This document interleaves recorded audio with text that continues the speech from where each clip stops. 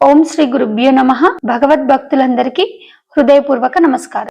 రాజ్యాన్ని, సమాజాన్ని ఎవరు పాలించాలి?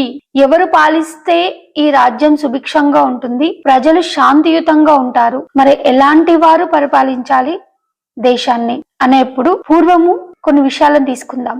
జనక చక్రవర్తి, రాముడు, దశరథుడు, రాముడు, శ్రీకృష్ణుడు, ధర్మరాజు ఇలాంటి వాళ్ళు జ్ఞానులు, యోగులు, ధీరులు, శూరులు చాలా మంది రాజ్యాన్ని సుభిక్షంగా పాలించారు, ప్రజలను కన్నబిడ్డల్లాగా చూసుకున్నారు. ఇప్పుడు ఈ యుగంలో ఎవరు? ఛత్రపతి శివాజీ, సంభాజీ ఇలాంటి యోధులు రాజ్యాన్ని పాలించి ప్రజలకు సరైన భద్రతను కల్పించారు.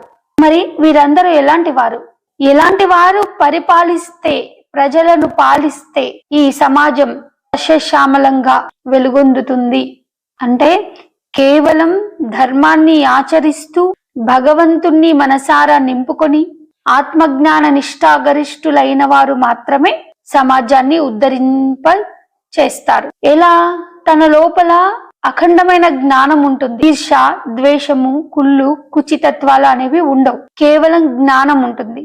ఆ జ్ఞానం చేత శక్తి వస్తుంది, శక్తి చేత యుక్తి వస్తుంది. ఎవరికైతే భగవద్భక్తి ఉంటుందో వారికి శక్తి ఉంటుంది, ఎవరికి శక్తి ఉంటుందో వారికి యుక్తి ఉంటుంది. భక్తి, శక్తి, యుక్తితోనే సామ్రాజ్యాన్ని పాలించవచ్చు, ప్రజలను ప్రేమించవచ్చు, ప్రజలను కన్నబిడ్డల్లాగా చూసుకోవచ్చు, ప్రజలకు ప్రతి అవసరాన్ని తీర్చవచ్చు. మరి అది ఎలా సిద్ధిస్తుంది?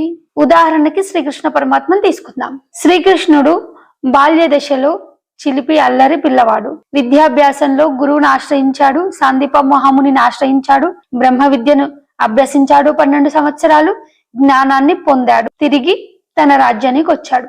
వచ్చినప్పుడు తన గురువు గారు ఇచ్చినటువంటి ఆ అఖండమైన జ్ఞానంతో ఆ యాదవ సామ్రాజ్యాన్ని పరిపాలించాడు సుభిక్షంగా. కురువంశానికి కూడా ఆయన ధర్మం వైపు నిలబడేటట్టు అధర్మంగా ఉన్నటువంటి మూర్ఖుల నుండి ఆ రాజ్యాన్ని తీసి ధర్మంగా పాలించమని ధర్మరాజు చేతిలో పెట్టాడు. అంటే ఈ సమాజము అధర్మం బారిన పడితే అల్లకల్లోలమైతుంది, జనాలు సుఖంగా ఉండరు, అశాంతికి లోనవుతారు, విచ్చలవిడితనం ఎక్కువైపోతుంది, భ్రష్టు పట్టిపోతుంది, కుల మతాలతో కొట్టుకుంటారు, విచక్షణ రహితంగా ఉంటారు, స్త్రీలకు అన్యాయం జరుగుతుంది.